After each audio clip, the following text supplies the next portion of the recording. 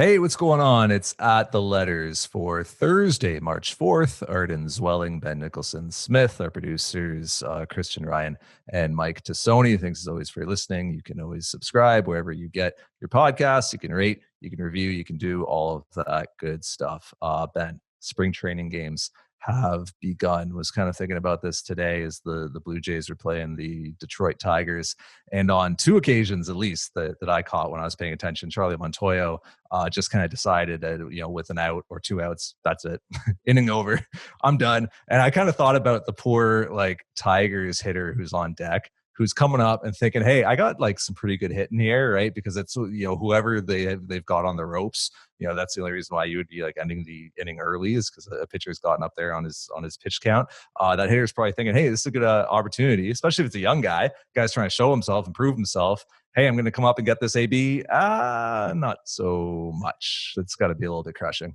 Yeah, exactly. I think just about every aspect of a spring training game is subject to change, basically, and probably more this year than ever before, just because the rules are different. But yeah, I mean, you can start an inning and not have it be totally completed. I saw the Royals the other day ended up basically turning a game against a real opponent into an intra-squad game, despite the fact that they're paying customers there. I mean, that tells you just how willing teams are to play with these structures and basically come up with just a way to get the reps that they want. And then once they've got that, seems like they're good to go. And it ceases to resemble a major league game. No, it's a step towards controlled scrimmages in a way, right? It's not all the way there yet. It's not quite, NFL controlled scrimmage or anything, but it is a very much like a step in that direction. Even with coming into the game, sometimes they're saying, hey, we're only going to play 6 today, or we're only going to play 7. If this continues on this road, yeah, maybe you get to the point where you've got batters coming back up again in the inning, and you're messing. It's just one of those sort of pandemic related things that's been introduced into the game for safety, quote unquote, reasons lately that I could actually see taking hold and continuing going forward in a post-pandemic world. Not that we will ever get to a post-pandemic world, but I do think that this is something we're going to see for springs to come, where these games less and less resemble games and are more so just scrimmages. Right. And the purpose of them these days is less so geared toward fans because there aren't quite as many fans in the stands. And so it becomes more of this kind of internal exercise, right? And it becomes a lot more inward looking and development. And it's a lot less about performing and putting on a show or a spectacle for the people of Lakeland, Florida, or Dunedin, or Surprise, Arizona, whatever the case. They're not really because that's obviously how baseball, sees itself at the very highest level, as it is entertainment. And certainly if you think about, say the Harlem Globetrotters, that's all entertainment. They're not focused on player development in the least. But it seems like Major League Baseball is shifting in the spring training, in the minor leagues mode of things, to being more, all right, this is development. This is not for your entertainment. This is for our purposes. Yeah, they are going to bump up against a weird sort of economic thing there where it's still a product, and it's still an entertainment product that they are selling. The people are still paying to go to these games, even at the limited capacity right now. Those tickets still cost something, and people are still buying beers and things. But what's it say on your ticket? It's because you can't even say on the ticket right now that you're going to get 9 innings, 8.5 innings of baseball. You might get only 5. You might get a bunch of innings end after 2 outs, but go ahead. Oh yeah, no, I mean it's almost just like a tour of the facility, right? Like people will pay for a tour of Rogers Center, or pay for a tour of Wrigley Field, and that's kind of what you're getting. And they happen to be playing. It's more of that than it is you're truly sitting down for a full 9 innings of baseball, and I can score this game in a way that makes sense, and everything's going to flow. Don't expect that if you go to a minor league game or a spring training game. Yeah, and so sort of 2 offshoots from that. Number 1, it gets harder for that guy that I was mentioning earlier to stand out and make a team, right? It's like a young dude in camp who, isn't just in these games working on things, or, who doesn't have a guaranteed big league job and is trying to impress and get those opportunities. It actually kind of gets harder to get those opportunities, and at least to show out when you do get them. And then the second one, which is related to that, is that spring training stats and results were always meaningless, but now more than ever. Like they are particularly like not something that you should ever reference to say anything and to draw any conclusions from whatsoever. Like in in the pre times, I mean, I remember talking to hitters who would tell me like I'm just out there, trying to see breaking balls. Like I'm not even really, in season, of course, I'm hunting fastballs. That's what every hitter's doing. I'm actually looking for breaking balls because I want to see if I'm picking up the spin out of the hand, right? And I want to get used to kind of seeing that movement and tracking it as it's coming in. I talked to guys who would say like they're purposefully trying to get to two strikes. So like maybe they're gonna, either take some hittable pitches early in an at bat or chase early in an at bat just to get two strikes, just to feel that adrenaline and that anxiety of a two strike situation because they're trying to work on their two strike approach. So it was always pointless to ever point to spring results, but in this environment, Ben, more so than ever. Absolutely, absolutely, and I still think there are, there is a possibility of taking something away from a spring training game. We've both done it before. Probably we'll both do it again. But I think that Later this week, buddy. yeah, might happen within hours rather than days. But I do think when you're looking at a spring game, what actually means something might be approach oriented. It Yes. might be a singular skill that stands out and that wasn't visible before. So, for example, a player who's moving really quickly, a player who's throwing really quickly. Those are the kind of things that might jump out at you in a spring game. But results, stats, you're not going to take away much from that. Yeah, having baseball savant for these spring games this year has been a godsend, dude. I'm very much enjoying having I guess it's TrackMan that they got set up everywhere that's feeding that data in, but it all looks like accurate. And so I am able to see every pitcher's velocity in a way. Like there were times covering springs past where you go to parks and it's like, is there going to be a radar gun? Is it going to be sometimes in Dunedin? It's like, is it going to be operational today? Right. Is it going to be Yeah. working? And then there's also that element of like, can you trust it? Because then you would hear things about, oh, that gun's hot. Guys always get really good readings on that gun. And now, I kind of assume that this is all uniform and accurate, or at least more so than it was in the past. So it's really helpful to have that. And it's helpful just even to have kind of the pitch plots of where these pitches are ending up and what type of pitches guys are throwing and what their approaches are, like following along with Alek Manoah's start, or not his start. He came in after Simeon Woods Richardson the other night and just seeing how he was approaching Yankees hitters, looking at like Elvis Luciano's pitch chart, which I immediately texted to you and Shai today because it was the most like typical Elvis Luciano pitch chart you've ever seen, where it was like either the pitch went to the backstop or it was the nastiest thing you've ever seen on the outside edge, or it hit the guy in the head, right? Like, so it was like just the most prototypical Luciano stuff you've ever seen. Like just having that data and that information. So I guess I can contradict myself. It's my podcast. That's I guess you right. can take something from these games as far as like approach from the pitchers. Absolutely. And I think, if you're looking at a guy who comes in and he's just, dotting his breaking ball in the outside corner low and away and hitting the opposite corner with his changeup and then fastball's top of the zone, you're looking at that. Okay, this guy is locating where he wants. You can see the approach, you can see the execution, you can see the velocity. So, all right, that's like about as much as you can take, especially from afar. We're not Yeah. seeing most of these games. We are seeing none of them in person.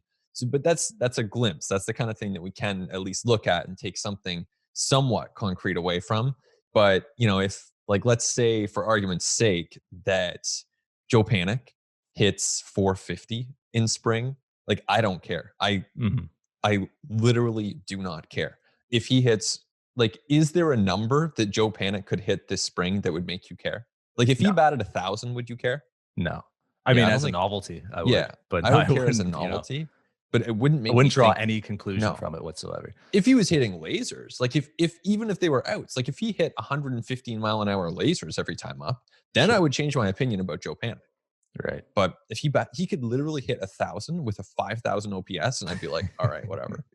So to kind of spin off from this conversation, then as it pertains to this Blue Jays camp, like, are there any battles then? I guess, like, are there any competitions that it's sort of worth keeping an eye on in games, or even just in how the club is talking about players as camp progresses? Because then you layer that what we've just been talking about in with the fact that pretty veteran club, a lot of guys on guaranteed big league deals. We probably have a pretty good idea of like I don't know, 24 out of 26 opening day roster spots, all, assuming health, which is the Yeah. most dangerous assumption you can make in this game. Like, are there any battles, any competitions we should be looking at?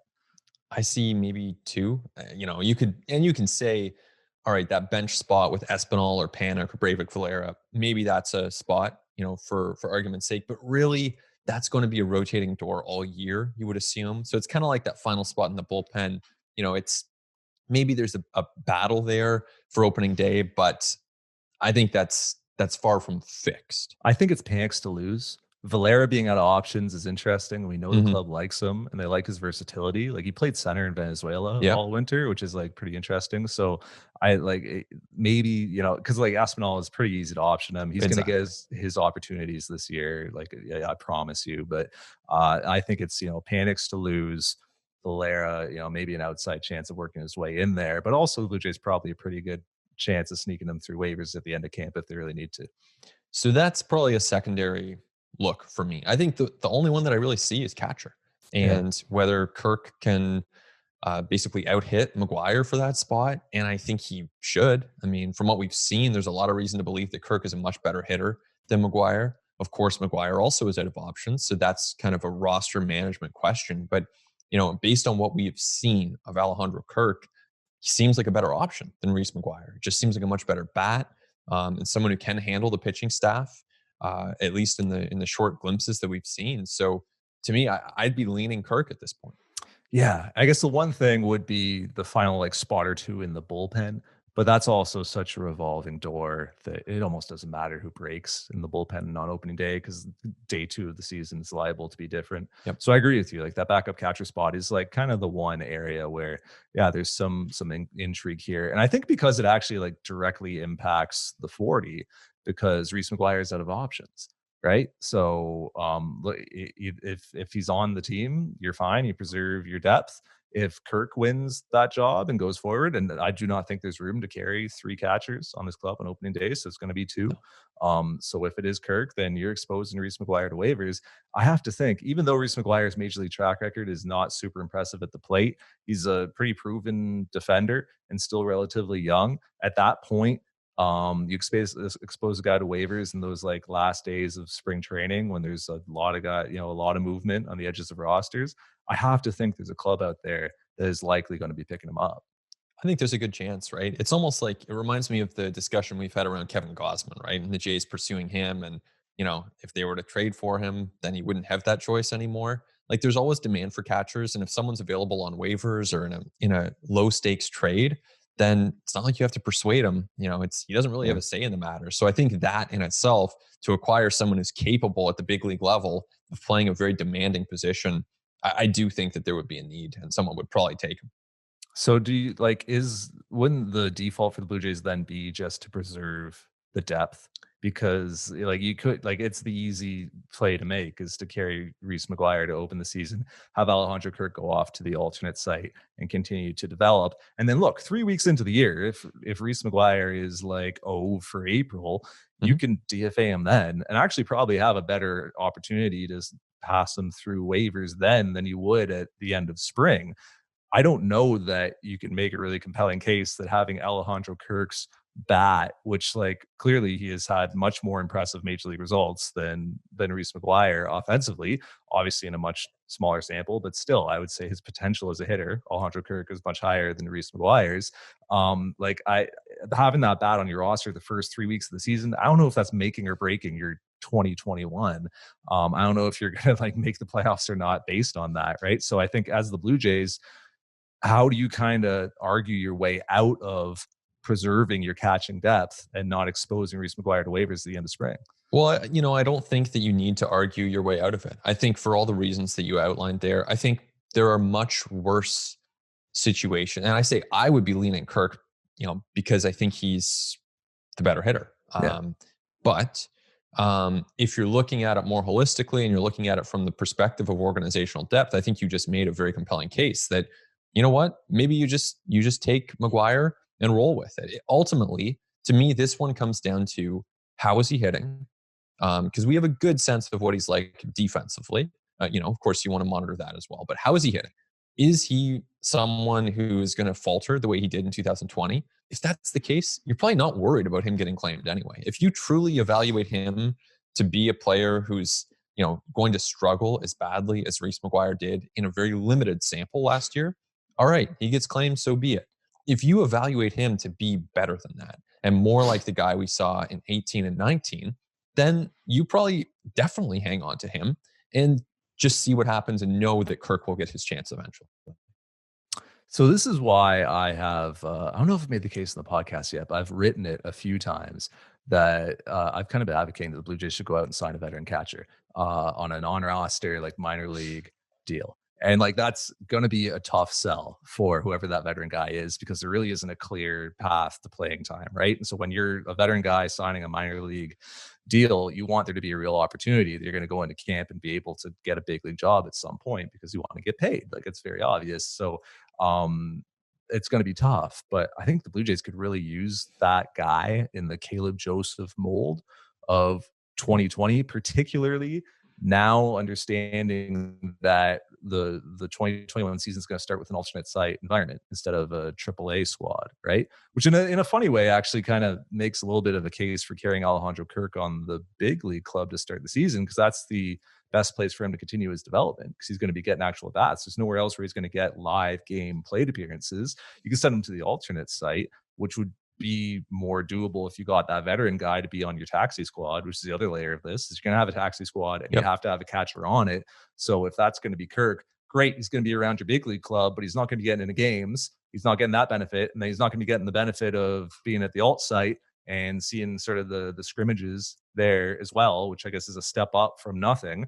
Still not as good as real live game plate appearances. So like, I think that if you can get a Tyler Flowers in here or a Matt Wieters, who are kind of like the two names that come to mind who are still on the market, like great. That guy just has to be willing to take to accept the fact that it's going to be tough. You're going to really need an injury basically to get some sort of playing time. Like Caleb Joseph got his like half of a cup of coffee last year, but he really didn't have much big league time last year. And he was kind of like a great fit because he bought in so hard to that role. And he, I think, was really important to the culture of that club last year, as was like well publicized. And it didn't, at least outwardly, it didn't seem to bother him that much that like he was up against it as far as getting big league playing time.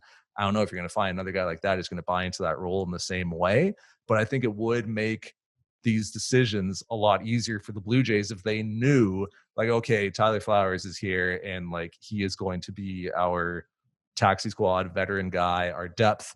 Because like, hey man, Danny Jansen takes a foul tip, opening day or the second game of the season off of his thumb and has to miss 6 weeks. All of a sudden, you're in a bit of a pickle, particularly if you lost Reese Mcguire to the Pittsburgh Pirates at the end of spring training on waivers. And now all of a sudden, like that great young catching depth that we've been talking about all winter that you have on your 40-man roster, well, now all of a sudden it's Kirk, Riley Adams, and Gabby Moreno. Like all of a sudden your depth got real shallow real fast. So I think adding that veteran guy would be a real boon for this club. I think it makes sense. Yeah. And I think that's something the Blue Jays would have interest in. We'll see if it materializes. I mean, it makes a lot of sense, I think, to kind of explore just adding depth at those positions where you see the most attrition. And that's why, when they keep adding pitchers, hey, always a good thing. If they're non-roster pitchers, Liriano, see what happens, Tim Meza, bring him back. What's he got? Those are always moves that make sense in my opinion. And so if they can persuade someone like a Tyler Flowers, I think that would make sense. Because as you said, depth is super, super valuable. And at catcher, that is one position where they have a chance here to probably preserve it. And I think by the end of spring, as these things usually go, the decision will be clear. Because either, if Mcguire goes out and he's hitting really well or he's doing enough, he'll probably have a strong case for that job. But Kirk, of course, trying to force the issue. Yeah, no, absolutely. And it is worth, mentioning that like Kirk came into camp in great shape. Yep. He's looked really good, so far. And, everything we've heard has been pretty glowing. Like hearing Robbie Ray talk about him was like, that bit was a little bit eye opening for me. Like, cause like Robbie Ray is pretty like guarded guy, like he doesn't, share a ton of insight with us. But like when he was talking about Alejandro Kirk, like he was, pretty effusive in his praise of like, hey, this guy, I really formed a connection with this guy. And to me, that's impressive because like Alejandro Kirk coming into, like the final 2 weeks of the season last year, remember, this is a club that was trying to qualify for the postseason. Like there's, Kirk hasn't played above high A. He steps in with Robbie Ray, who's probably one of the more challenging guys to catch on that pitching staff when you think about Yeah. how exceptional his stuff is, like how much it moves and how wicked it is, and then also his obvious command issues and the days when he just like is not entirely sure where the ball is going. I thought that Robbie Ray's comments on how strong of a presence Kirk was from behind the plate. I don't know. That really sat with me of like, oh, okay, like this guy actually like maybe the development is there enough for him to be a big league catcher right now. Yeah, and one way or the other, at this point, it's going to be a young group of catchers on this team. I mean, Jansen, kind of in his third year. Did he debut at the end Yeah, of 18? this would Somewhere be in his that. third year, I believe. Yeah, Mcguire too, like young in the league, old enough to have experience for sure. They've learned a lot in the last few seasons, but either way, a pretty young catching core. Yeah, they're kind of on that borderline. I think they're both like 26, right? So they're Yeah, both like not, young. Like young they're probably kids. you're right, but they're entering their athletic primes, sort of. But yeah, I mean, we'll see how it shakes out. Like you said, it's one of those things that's just it's like the, Tellez Grichuk thing, like Yeah, where a guy's gonna play, it's all gonna sort itself out. I 162. promise A you. lot of games, a lot of I opportunities. promise you, Yeah. everybody's going to get plate appearances. This stuff's going to sort itself out. Before we take a break, let's talk about Mickey Calloway because that has been the big topic today here on March 4th. We both were on a 30-minute Zoom call with Ross Atkins earlier today. That was about 28 minutes of Mickey Calloway discussion. If you are unfamiliar for whatever reason, as a baseball fan, I'm sure you are, but I mean, here's what we know via the like very important and very good reporting done in The Athletic by Britt Droley and Katie Strang. We now know that Mickey Calloway is alleged to have sexually harassed multiple women that he came into contact with during his time in Cleveland's organization, where he was a developer and coordinator, ultimately their pitching coach. And at that time, Mark Spiro and Ross Atkins were both in leadership positions within that organization, within that front office.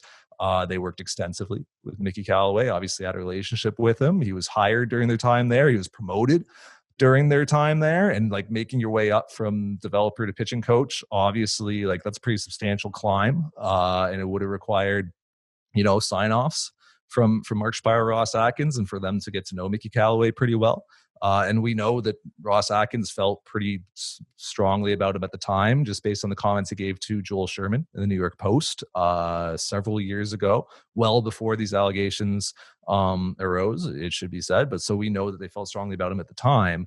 And so now we are aware of these allegations, and both Mark Shapiro and Ross Atkins have denied having any knowledge of what Mickey Calloway is alleged to have, what his behavior, his conduct is alleged to have been. And today, actually, Ross Atkins was extremely apologetic and owned up and took a lot of responsibility and was actually quite remorseful, I think, about the fact that this was alleged to have happened while he was in a leadership position. But then I guess what's difficult for people to square then is that within the great reporting at The Athletic from Strang and from Giroli, is that, are several people indicating that Calloway's behavior was kind of an open topic of discussion.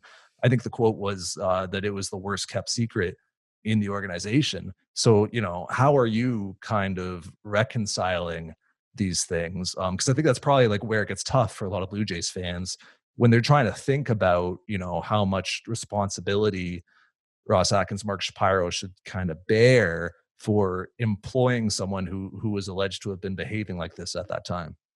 Yeah, well, I guess to start, I mean, just the behavior itself is obviously Yeah, not acceptable I and should have said that. just yeah, Absolutely. Yeah, just abhorrent and obviously put people in very, very uncomfortable positions. So absolutely. that's yeah, just kind of a baseline that I think we obviously Arden, you agree with that as well. And I presume that our listeners do, but worth saying nonetheless. And then from there we get some of the comments that you alluded to, Arden.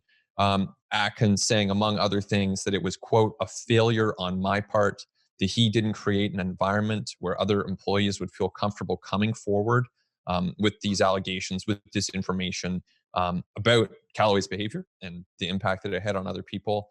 And Atkins said, quote, "I deeply apologize to anyone who ever faced harassment or didn't feel comfortable coming forward. At this point, the Blue Jays are working to make things more inclusive," they say, um, as far as their own hiring practices and as far as decisions that happen behind the scenes all the time in big corporations like the Jays. So that's kind of a blanket statement. Now, as for your question and how to reconcile those two things, I honestly don't know. I mean, it's hard to really, without having been obviously in that Cleveland organization at the time, never covered that team. It's hard to know exactly how, who would have known, and how widespread that information would have been at various times based on the reporting that we're seeing in the Athletic. All right, they're saying it was an open secret, so we have to obviously take that information pretty seriously, and that suggests that either the Blue Jays knew, or not the Blue Jays, but either Atkins and Shapiro were aware of something, and didn't act at the time. They're telling us that wasn't the case. They're telling us that they were not aware, and that it was more so a cultural issue at that time that led to an environment where there weren't consequences for some actions that absolutely deserve consequences. Yeah, it's impossible for us to know, right? Not having been there, not having been in those positions like ourselves. I've never hired anybody, like and I don't think that I ever will. But like I do think that like at a minimum, like at a bare minimum, as leaders in that organization, Ross Atkins alluded to this today. As leaders in that organization, Ross Atkins, Mark Shapiro, like they had a blind spot Mhm. for yeah, right, for something really awful that was apparently an open secret within the organization. That Mickey Calloway was allegedly making people feel extremely uncomfortable with his advances. Look, they've both denied knowing about it, and at this point, I think you have to take them at their word. But I don't think that absolves them of any criticism for being unaware of something like that when you're in a leadership position, particularly when, by all accounts, this was discussed rather widely within the organization that they're in. I think that they deserve criticism for having that blind spot. But I think that like that's kind of the looking back part of it, the looking forward part of it, and I think you touched on it a little bit. Is what have they done to improve as leaders in their current organization so that something like this doesn't happen with the Toronto Blue Jays, where they are now currently in leadership positions? What's your hiring process now?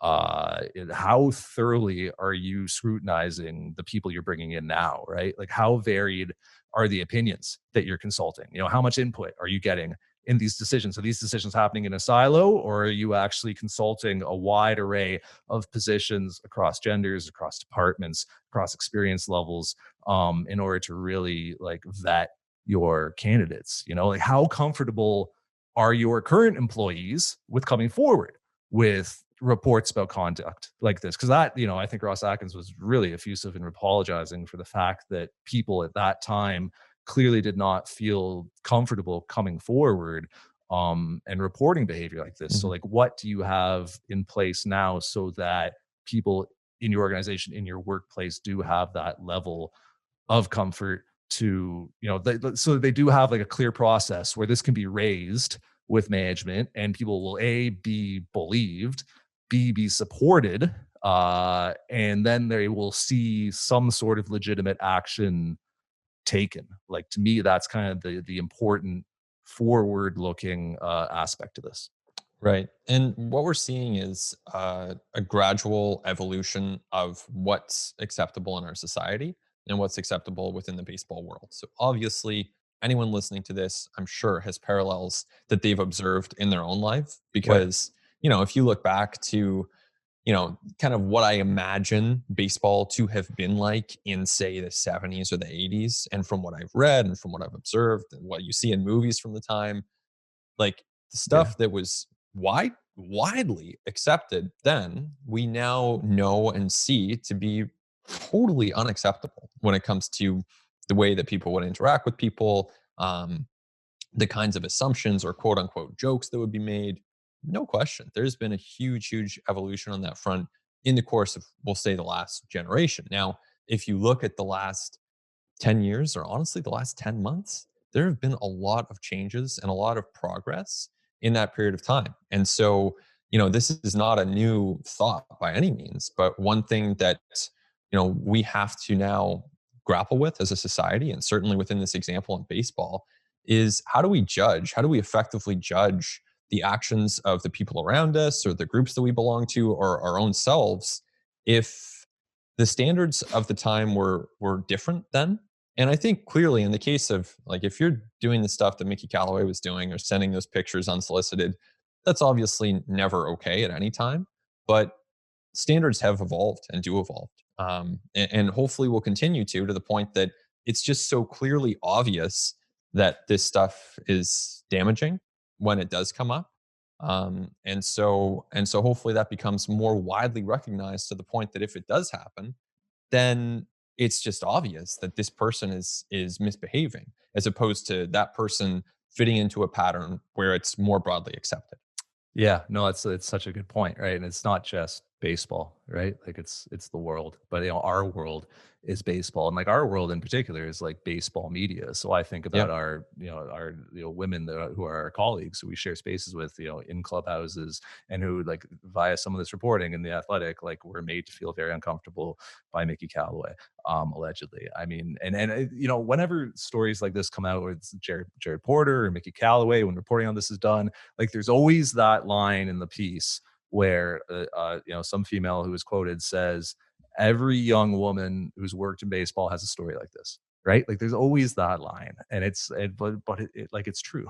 And that's like what we need to kind of realize here, like in that sexual harassment like is an issue in baseball, and like it's an issue in the world at large. It's an Mhm. endemic problem, but like in our world in baseball, yeah, it's an issue. And like if you are not aware of that, like I just think you're in pretty extreme denial, or you aren't paying attention, or you aren't listening to the women who are saying this. And now, thankfully saying it a lot more publicly. And it shouldn't have had to come to this, where there is like a Me Too moment in baseball. But if this gets us progress and this moves us ahead, then that's a good thing. So like that would just kind of be my last thought on this would be like, just like listen to the women who are telling you that this stuff is happening, and telling you that they feel uncomfortable in the workplace, and that they are being harassed, and that they are just showing up trying to do their jobs just like you and I, Ben, right? And they are just trying to feel comfortable and feel supported and not be put into like really terrible positions.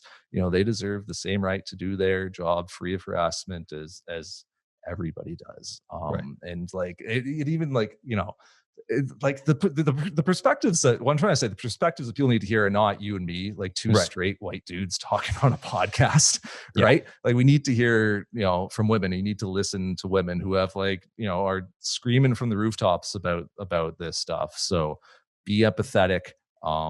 Think about the world around you, and like how things like this can be occurring pervasively without you having any idea. Right? Like if you're Ross Atkins, I think you've probably been thinking a lot about that lately. Which that at the very least, that seems to have been the case for the people who have worked with Mickey Calloway, or with Ross Atkins and Mark Sparrow, having said, yeah, we had no idea. Like think about how it's possible that you could have no idea that this was happening. And then let's just think about like listening to the women who are telling us about this, and actually making some legitimate systemic change going forward, so that workplaces can just be more safe and more welcoming for future generations. For sure. Yeah, I think that's a great goal. It seems like we're a long way from that right now. But all the more reason then to strive toward that goal. Obviously, as a sport for baseball, and I do think about Kim Ang just being hired for this, the first woman who's a Yeah. GM in Major League Baseball just this past offseason. You think of just the amount of BS that she must have faced, and other women probably faced and were pushed out or never felt welcomed in the first place into this space. And it's kind of a reminder of that. And, as much as in some circles, it might have been seen as, hey, this is proof that things are equal, or this is proof that we've arrived at this kind of higher ground. And relative to the past, yes, that's true. But there's still obviously a long way to go. Yeah, you look at Bianca Smith in Red Sox camp, first female coach. in the game. Like it's good to see this progress, but I think, Ross Atkins pretty much hit on the head when he talked to us for 3 minutes this morning. Baseball's too white, it's too male. We need more perspectives. We need more diversity. All right, let's step away. But when we continue, we will cover everything else going on with Toronto Blue Jays when we continue on At the Letters. It continues on At the Letters. Arden Zwelling, Ben Nicholson Smith, our producers Mike Tassoni and Christian Ryan. Ben, news out of Blue Jays camp today, and it was really the only news that you get out of spring, and that's bad news for Nate Pearson, who has suffered a grade 1 groin strain. On Monday, I believe it was, that he pitched, happened during his outing. Wasn't so bad that he had to leave the outing, but he was a little bit erratic during it, so maybe it does like explain some of the misses that we saw from him. And then clearly it's something he brought to the team's attention afterwards. Let's play the good news, bad news game, right? Good news, it's a grade 1 strain, which is like the least severe one that you can Right. have. So you would assume the recovery timeline is on the shorter end. Bad news is it happens as Nate Pearson's ramping up for the season. And you can talk to any pitcher and they will tell you that like when something like this happens now, when you are building up, it sets, you take a week off throwing, 2 weeks off throwing, that sets you back several steps and can actually really delay your preparation for the season, particularly if you were building up to be a starter, as Nate Pearson was. Right. So we don't know exactly how long he's going to be out. Right now, Charlie Montoyo describing him as day to day. It's always hard to know, but Ross Atkins was saying, is it a week? Is it 2 weeks? Of course, they don't want to be pinned down on timelines. That's, basically something that all sports franchises understandably try to avoid. And so we're left guessing. But Pearson right now is taking a break from that game action. He's not on the schedule for the next few days. And like you said, that will set him back at least a little bit. Like opening day at this point is kind of the optimistic return time. If I'm like from my standpoint, that's kind of how it looks. Yeah, and they're like they don't attach timelines to these things because everybody recovers differently, Right. right? Like there's no cookie cutter you can apply to everybody when it comes to injuries. Everybody's just physically is just different, so they're going to monitor his recovery and see how it goes. Maybe it goes quicker than possible, and maybe he is actually able to kind of push that opening day envelope. I think most realistically, like opening day might be in question at this point, I think really. it is in question. Yeah. Right? We're not going to make any assumptions as with the information that we have right now. It's going to depend on how he recovers and when he's actually able to get back to throwing and get back up on a mound. But it's like I was saying earlier, man, like I was talking to Ross Stripling about this last week. Like, he's a little bit behind in camp, and like he had a very crazy week in Texas during that storm that they had, and which coincided with him and his wife having their first child. So like all that zaniness that was going on, he didn't have electricity or water for like 60 hours. But throughout all that, the storm, the birth, and everything, like he made sure he had a way to throw. Like Wow. he brought with him a like this kind of device. I think it was called a tap throwing something. It's in the story on sportsnet.ca. You can go look at it. And it's basically like this big black oven mitt that he would put on, and he can like throw a ball inside of it, and it looks like just a big sack, and it just catches the ball when you throw it. He's in the hospital room with 4 feet of space, going through his throwing program, throwing fastballs into this thing in a hospital, because it was that important that he got his throwing in and that he continued to build up and he continued to replicate a throwing program. Because at this stage, when you're building up, it's like I said, you take a week off, that can screw you up big time if you're building up for a starter's workload. So to me, that's that's why I think opening day is going to be a challenge at this point for Nate Pearson. And best case, he's there, and that's fine. But as you say, I mean, you look at just how they plan these things very deliberately, right? You go from throwing bullpens on your own to throwing them in the camp. Then maybe you mix in some live BP. Then you're in a game for 1 innings, 2, 3, and you progress very methodically toward the goal at the end of spring for a starting pitcher of being ready to throw, let's say, 5 innings, which probably would be fine if Pearson gets to that point. But at this point, no guarantees. And man, I mean, just as a baseball fan, of course, you want to see Nate Pearson, right? Like Yeah. he's a fun pitcher to watch in that game that he got injured. up to 99.9 miles an hour. Like he throws it as hard as anyone in the game. He's got good breaking stuff. This should be his first full season. So as a fan of the game, I want to see him pitch. It's, hopefully he's out there. Hopefully we can assess him, get a sense of, you know, where he's at. How good can he be? He's 24 years old now, not just a prospect. I mean, maybe technically some lists have him ranked as a prospect, but really it's time to see what he can do. And so as a fan of the game, you want to see this guy on the mound and not on the IL.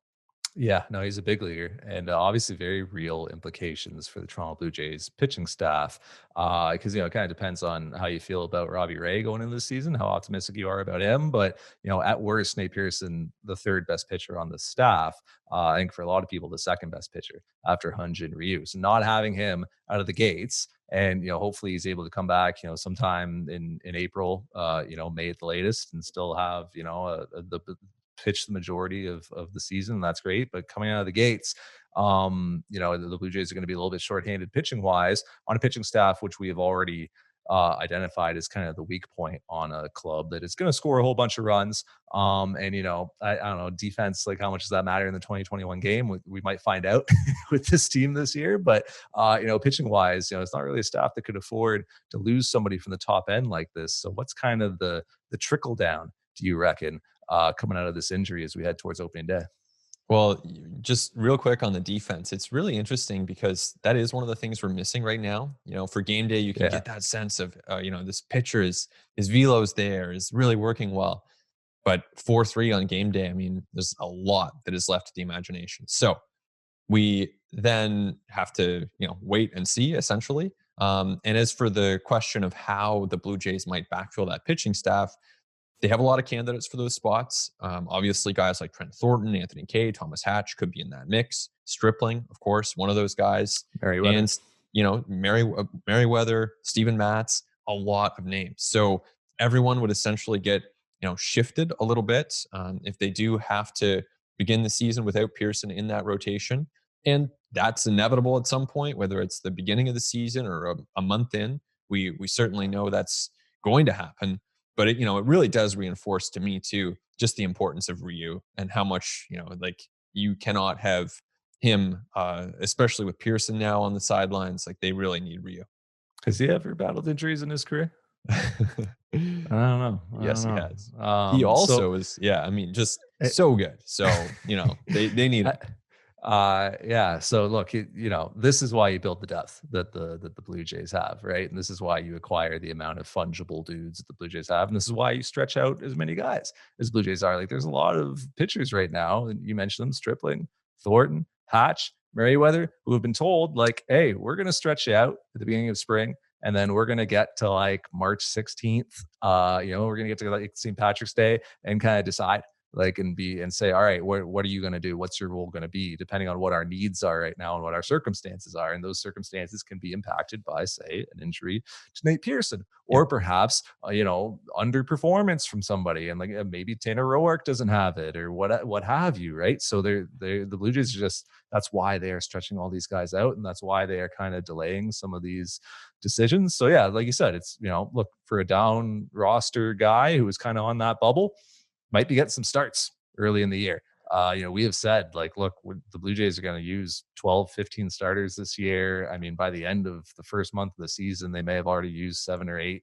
We're going to see a lot of players make starts this year. See a lot of players, I think, kind of have somewhat fluid roles where, like, if you're Ross Stripling, like in the month of April, like, yeah, you might have a couple starts. But then you might also have a couple of those outings where you are that guy who's coming in after, say, Robbie Ray takes 2 trips through, and you're kind of handling that third trip through the order and facing 9 hitters, like, out of the bullpen. I think there could be a lot of guys who just have those variable roles. Right. And, you think back a few months to off-season mode for this team, and this is why they had interest in Kevin Gosman or your Sagano, Tanaka, guys who obviously Paxton, Kluber. Didn't work out in those instances. And yet, this is a team that knows that there's a need on that pitching side. Jake Odorizzi out there, not holding my breath on a reunion, or shouldn't say a reunion, on a deal there, but you never know. And as we've said before, this is for this organization. They need someone to step into that role. And Pearson is the most logical internal candidate. So anytime that he's sidelined, it's him missing reps toward fulfilling that potential as a frontline starter for this team. Never a good thing. And the Blue Jays very hopeful that it's just a minor thing. But when you have that kind of upside and that kind of potential, even minor injuries, I think, are very noteworthy for someone of Nate Pearson's potential. Yeah, I think just based on the depth of the organization, like you feel better about something like this if you're the Blue Jays because you're not like going out looking for the Edwin Jacksons of Yep. this world. You're like, oh, okay, cool.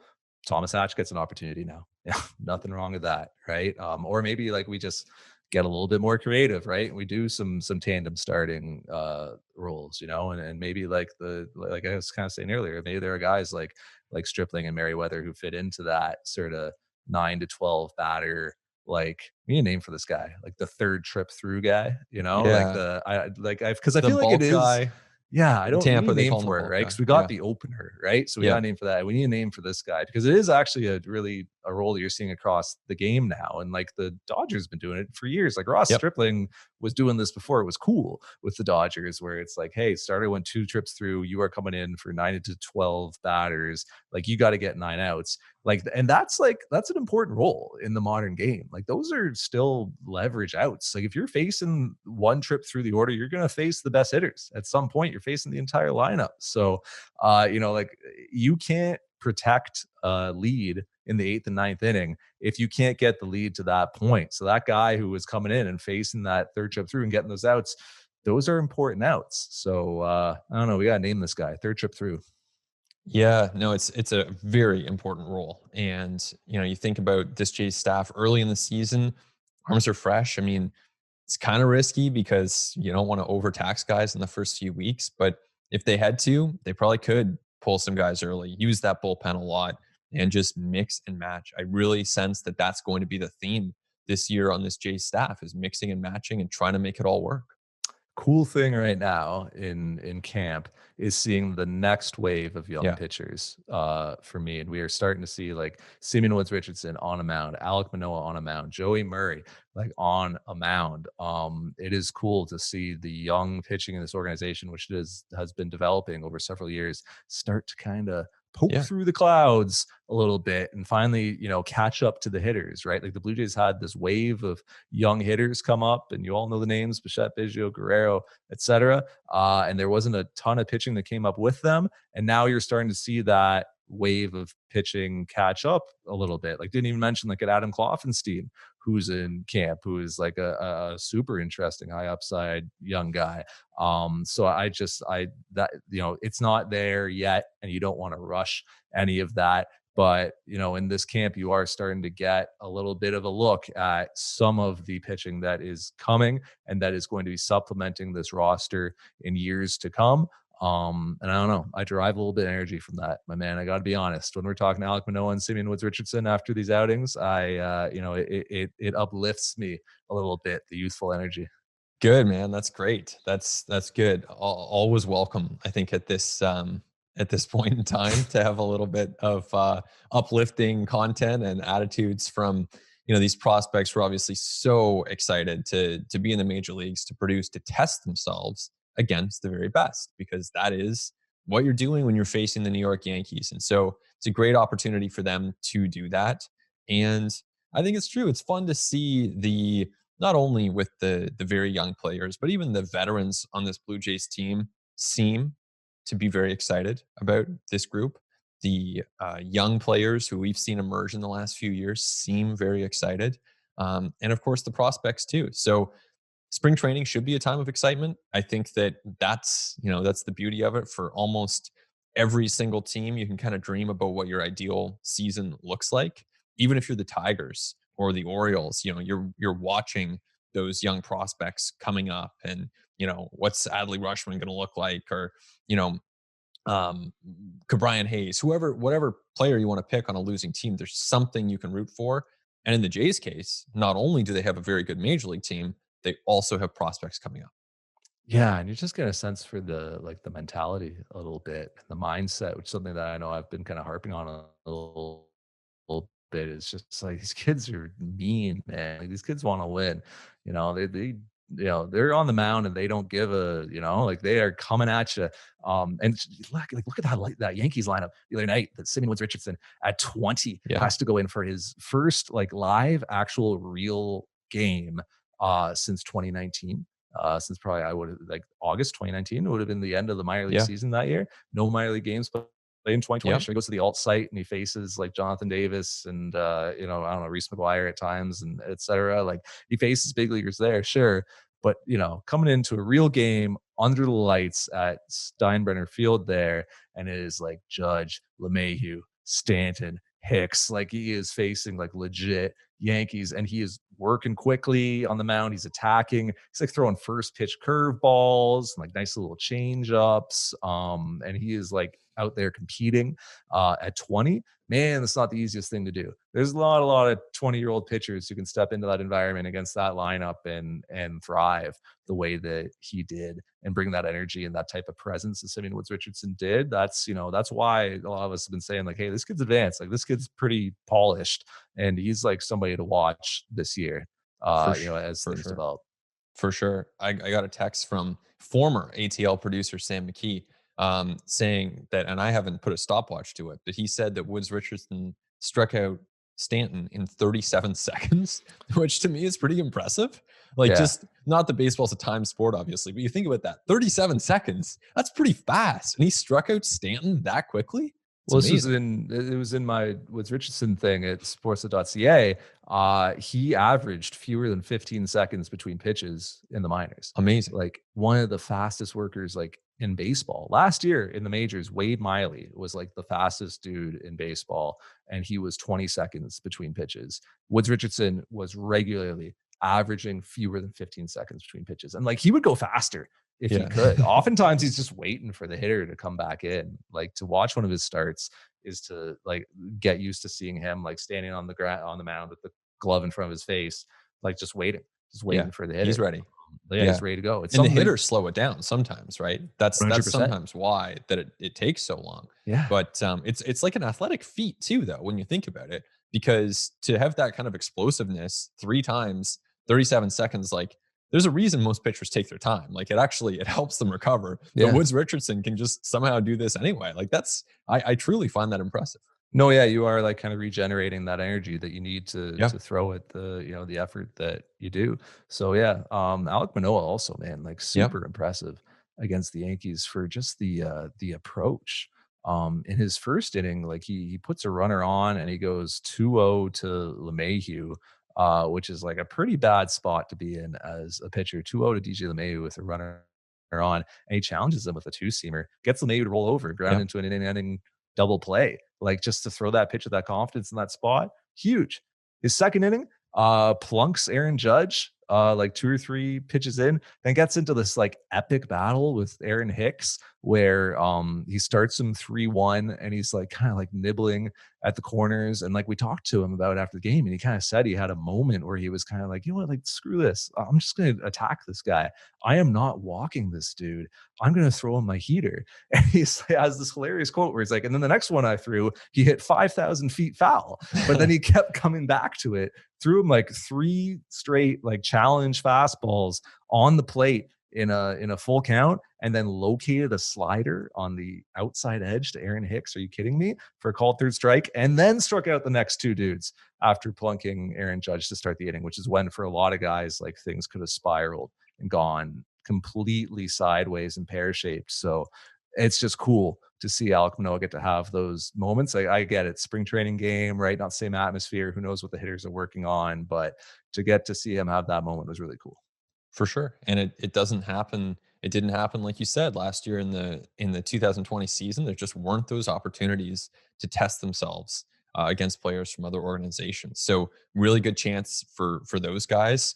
Entertaining for us to follow. And I think too, like you talk about throwing strikes and just attacking, that's been a message throughout this Blue Jays pitching staff all Yeah. spring, where Charlie Montoyo and Pete Walker are telling the pitchers, guys, challenge hitters. You've got good stuff. So whether that's Chatwood, Steven Matz, or Robbie Ray, or Ryan Baraki, you can go down the list. There are a lot of guys on the staff who can kind of benefit from that advice. clearly in the case of Manoa in that example, it resonated. He executed with it, and the results were pretty good too. Yeah, no, fans are gonna love those guys, man. They are. Joey Murray, some of these young pitchers that are coming up right now. It's there's fans are gonna love these guys. I'm telling you. One more shout out that was just really heartening to see was Tim Mesa back on the mound. Right. You kind of alluded to him earlier in the podcast. I mean, he gets back on a mound, however many months since his Tommy John surgery. Tommy John rehab, man, is a lonely, hard, long process. It's not fun. It's not easy for an athlete. It's just one of the most challenging things in this game. And he gets back on a mound the other day and is like 94, 95, hard slider. Like, used to be a bit of a loopier slider, and now he's kind of, as we're seeing a lot of pitchers, kind of like tightening up the slider and make it more like cutter-ish in a way, and throwing that hard, like high 80s slider, like kind of Ryan Baracki style a little bit. And it's like really effective. I think it was like a ground ball and 2 infield pop-ups. And even like showing off a little bit of a two seam too, like a little bit of a sinker that he's been working on, which is kind of an interesting development for him.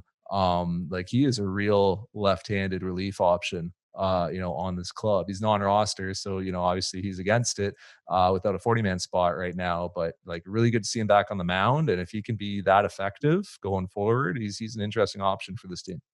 For sure. And it's about stuff at this point. How much is it moving? How well can he locate it? It's kind of like a with him and Liriano, and I'm not sure that either one of them gets a spot necessarily. But with those two guys, it's almost like a true tryout because neither one of them's on the option on the roster. So you're not worried about, out of options or, this guy's on, this guy has to pass through. It's like a tryout camp. It's like, who of these two, maybe it's no one, maybe it's both, but who of these two can kind of step up and show that they can get some key outs, because we know AL East, a lot of lefty bats, the need exists. Yeah, and look, even for a guy like Liriano, like, there's going to be, I think, a lot of opportunities at the end of spring, even in other organizations, right? So every time he's pitching, like, he's kind of like pitching for other teams as well. I don't know off the top of my head like what kind of opt out structure like he has, but most minor league free agents would have some sort of outs Mhm. in those deals. So like, they're, I think that, as we've said, it's not just the Blue Jays are going to run through a ton of pitchers. It's 30 MLB clubs. So there's going to be opportunities at the end of spring, I would imagine, if he's effective and the Blue Jays don't have room for him to get a big league job somewhere else. And if not, then I think there's certainly going to be an opportunity for him at the Blue Jays alternate site, where he can kind of, stand on guard with, and wait for, I don't know, somebody to get hurt, somebody to underperform, something like that. As we've mentioned, the Blue Jays are going to run a pretty deep staff of pitchers. Going to see a lot of guys going up and down, and we're going to see a lot of shoulder fatigue and elbow soreness and all these kinds of things this year.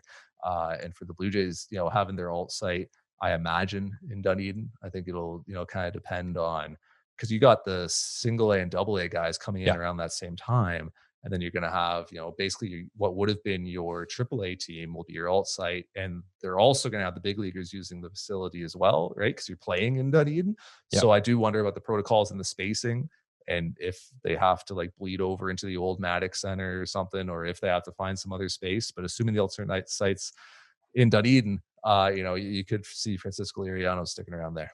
I mean, just think about it from a kind of logical perspective. Do you want to send your next tier of players when you're playing in Florida? You're playing your home games in Florida. Do you want Yeah. to send your insurance layer of players to Buffalo or Rochester where it's cold? Like, I don't know. Just keep them in Florida as long as you can do it safely with the protocols. I think there's a strong case for having the alt site in Florida to start. Yeah, no, absolutely. Have I uplifted you, Ben? Yes, I brought I you would some say. positivity here. Well, you know what? It's it's there are obviously lots of interesting things with this team, and in some cases, like with the Calloway stuff, with the Pearson stuff, not the most uplifting news necessarily, but still a very interesting time of year, and lots more baseball and decisions and intrigue to come for sure in the next few months. Wanted to end on that high note because all the other news today was somewhat dispiriting, somewhat demoralizing. So yeah, it is good to see some of the kids going out on the Yeah. mound, showing out in big league spring training. Yet another reminder of why I wish I was down there to watch it live. Maybe next year. That's Ben Nicholson Smith. He's on Twitter at B Nicholson Smith. My name's Arden Zwelling. We're here every week throughout spring throughout the regular season. We thank you for listening. We thank our producers, Mike Tassoni and Christian Ryan. And we're going to talk to you next week on At the Letters.